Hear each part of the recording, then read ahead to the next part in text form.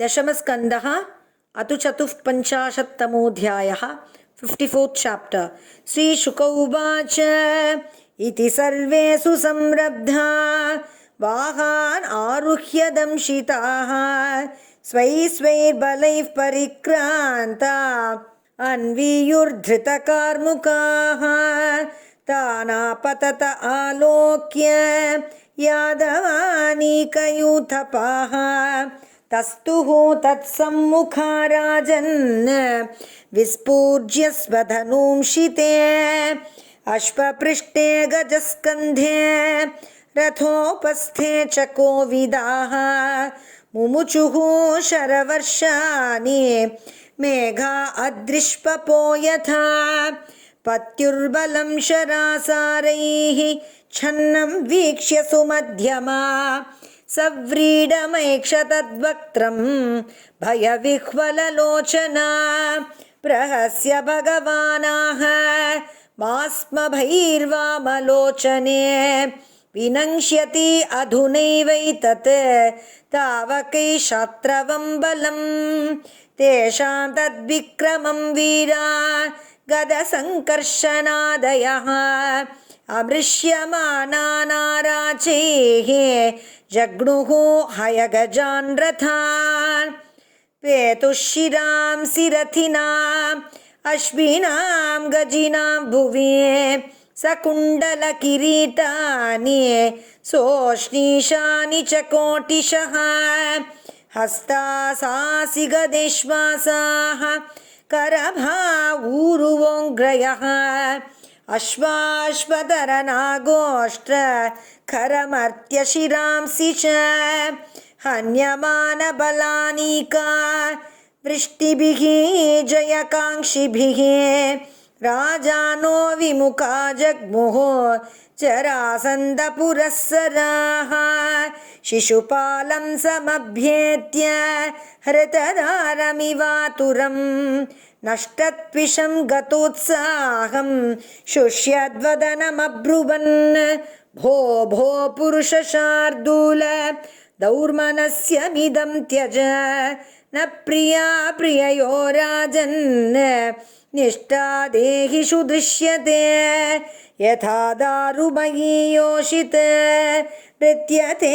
कुहकेच्छया एवमीश्वरतन्त्रोऽयम् इहते सुखदुःखयोः शौरे सप्तदशाहं वै संयुगानि पराजितः त्रयोर्विंशतिभिः सैन्यैः जज्ञ एकमहं परम् तथाप्यहं न शोचामि न प्रहृष्यामि कर्हिचित् कालेन दैवयुक्तेन जानन् विद्रावितं जगत् अधुनापि वयं सर्वे वीरयूथपयूथपाः पराजिता पल्गुतन्त्रैः यदुभिः कृष्णपालितैः रिपवो जिग्युरधुना काल आत्मानुसारिणे तदा वयं विजेष्यामो यदा कालः प्रदक्षिणः एवं प्रबोधितो मित्रैः शैद्योगात् सानुगः पुरं हतशेषा पुनस्तेऽपि ययुस्वं स्वं पुरं नृपाः रुक्मी तु राक्षसोद्वाहं कृष्णड्विल्लसहन् स्वसुः पृष्ठतोऽन्वगमत्कृष्णम् अक्षौहिण्यावृतो बलीये रुक्म्यमर्षिषु संरब्धः शृण्वतां सर्वभूभुजा प्रतिजज्ञे महाबाहुः दंशितः सशरासनः अहत्वा समरे कृष्णम् अप्रत्यूह्य च रुक्मिणी कुण्डिनं न प्रवेक्ष्यामि सत्यमेतद्ब्रवीमि वः इत्युक्त्वा रथमारुह्य सारथिं प्राह सत्वरः चोदयाश्वान्यदः कृष्णः तस्य मे संयुगं भवेत् अद्याहं विशितैर्बाणैः गोपालस्य सुदुर्मतेः नेष्ये वीर्यमदं येन स्वसामे प्रसभं हृदा विकत्तमानः कुमतिः ईश्वरस्य प्रमाणवित् रतेनैकेन गोविन्दं तिष्ठ तिष्ठेत्यताह्वयत् धनुर्विकृष्य सुदृढं जग्ने कृष्टं त्रिभिः शरैः आह चात्रक्षणं तिष्ठ यदूनां कुलपांसन कुत्र यासि स्वसारम्ये मुषित्वा द्वांशवद्धविः हरिष्येद्यमदं मन्द मायिनः कूटयोधिनः यावन्न मे हतो बाणैः शयिता मुञ्जदारिका स्मयन् कृष्णो धनुश्चित्वा षड्भिर्विव्याधरुक्मिणम् अष्टभिः चतुरो वाहान् द्वाभ्यां सूतं ध्वजं त्रिभिः स चान्यद्धनुरादाय कृष्णं विव्याध पञ्चभिः तैस्ताडितशरोघैस्तु चिच्छेदनुरच्युतः पुनरन्यदुपादत्त तदपि अच्छिनदव्ययः परिगं पट्टिशं शूलं चर्मासी शक्तितो मरो यद्यदायुधमादत्त तत्सर्वं सोच्छिनद्धरिः ततो रथादवप्लुत्य खड्गपाणिर्जिघांसया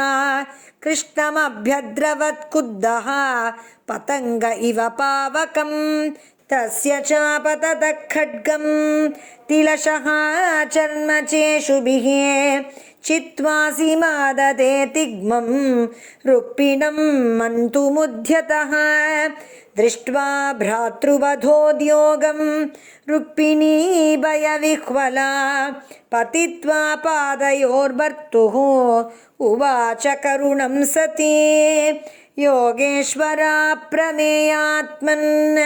देवदेवा जगत्पते हन्तुं नार्हसि कल्याण भ्रातरं मे महाभुज श्रीशुक उवाच तया परित्रासविकम्पिताङ्गया शुचावशुष्यन्मुखरुद्धकण्ठया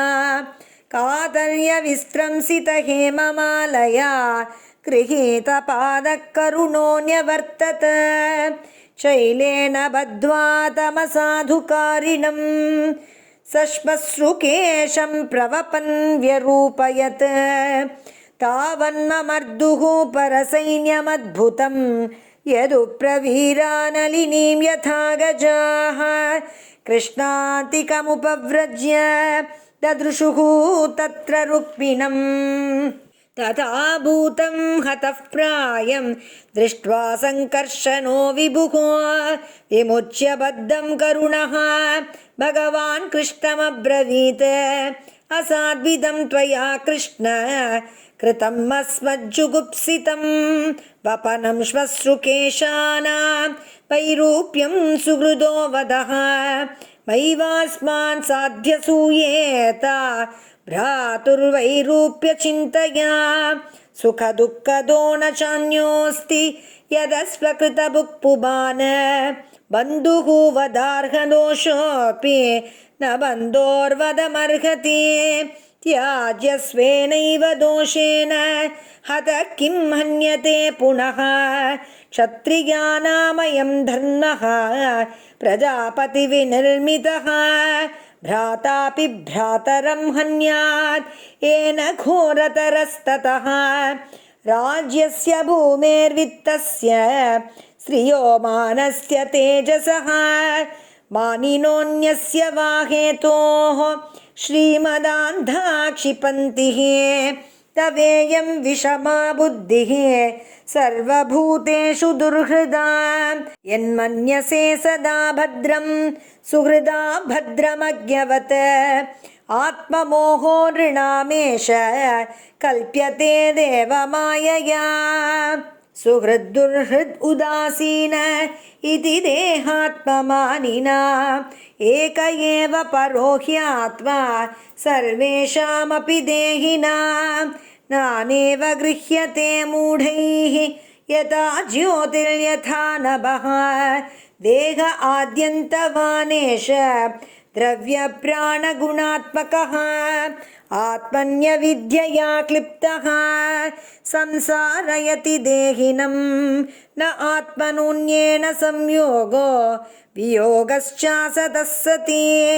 तद्धेतुत्वा तत्प्रसिद्धेः दृग्रूपाभ्यां यथा रवेः जन्मादयस्तु देहस्य विक्रिया न आत्मन क्वचित् कलानामिव नैवेन्द्रोर्मूर्तिर्ह्यस्य कुहूरिव यथा शयान आत्मानं विषयान् फलमेव च अनुभुङ्क्तेऽप्यसत्यर्थे तथाप्नोत्यबुधो भवम् तस्मात् अज्ञानजं शोकम् आत्मशोषविमोहनं तत्त्वज्ञानेन निर्हृत्य स्वस्था भव शुचिस्मिते। श्रीशुक उवाच एवं भगवता तन्वी रामेण प्रतिबोधिता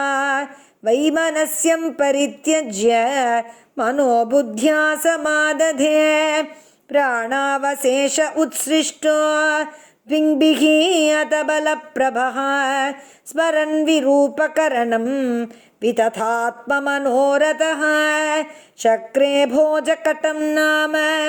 निवासाय महत्पुरम् अहत्वा दुर्मतिं कृष्णम् अप्रत्यूह्य यवीयसे कुण्डिनं न प्रवेक्ष्यामीत्युक्त्वा तत्रावसदृशा भगवान् भीष्मकसुताम् एवं निर्जित्य भूमिपान् पुरमानीय विधिवत् उपयेमे कुरुद्वः तदा महोत्सवो नृणां यद् पुर्यां गृहे गृहे अभूदनन्यभावानां कृष्णे यदुपतौ नृप नरा नार्यश्च मुदिताः प्रमृष्टमणिकुण्डलाः पारिबर्हमुपाजगृहो परयोश्चित्रवाससोः सा वृष्टिपुर्युत्तबितेन्द्रकेतुभिः विचित्रमाल्याम्बररत्नतोरणैः बभौ प्रतिद्वार्युपक्लिप्तमङ्गलैः आपूर्णकुम्भा गुरुधूपदीपकैः सिक्तमार्गामदच्युद्भिः आहूतः प्रेष्ठभूभुजा गजैर्द्वासु परामृष्टः अम्बापूग उपशोभिता कुरु सृञ्जय कैकेय विदर्भयदु कुन्तयः मिथो मुमुदिरे तस्मिन् सम्भ्रमान् परिधावता रुक्मिण्याः हरणं श्रुत्वा गीयमानं ततस्ततः राजानो राजकन्याश्च बभूवुः वृषविस्मिताः द्वारकायाम् अभूत् राजन् महामोदः पुरौकसा रुक्मिण्या रमयोपेतं दृष्ट्वा कृष्णं श्रियः पतिम् इति श्रीमद्भागवते महापुराणे पारमहंस्यां संहितायां दशमस्कन्धे उत्तरार्धे रुक्मिण्युद्वाहे 45तमोऽध्यायः। श्रीहरये नमः। श्रीहरये नमः। श्रीहरये नमः। गोपिका जीवनस्मरणं गोविन्द गोविन्द।